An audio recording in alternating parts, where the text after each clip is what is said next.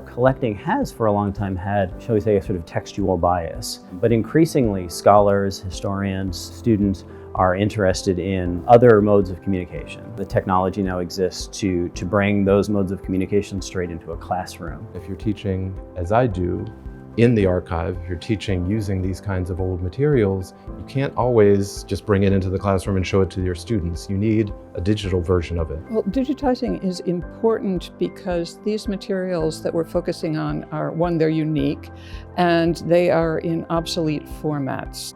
That is, for those who are old enough to remember, audio tapes, audio cassettes, LPs, 45s, and the formats that came before them. So digitization allows us to capture the content of the film, the audio tape, the movie, and present it to patrons who cannot play the original objects. The digital version allows me to let my students get right up close to the artist or performer or political activist in the moment of creation, in the moment of performance. And you have to have that access to be able to talk about the specificity of it, the messiness of it, the power of it sometimes.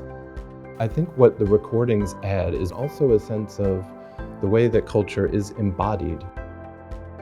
The kids became a revolution by proxy.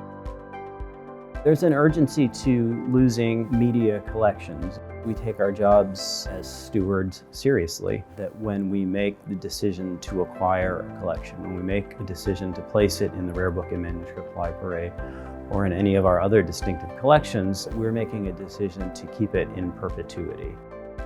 There are times when you're teaching with these original artifacts and recordings that you see this light bulb moment where the student gets excited. The digital version gives you that sense of proximity. It gives you that kind of chill, that sense of, wow, I'm right there next to them.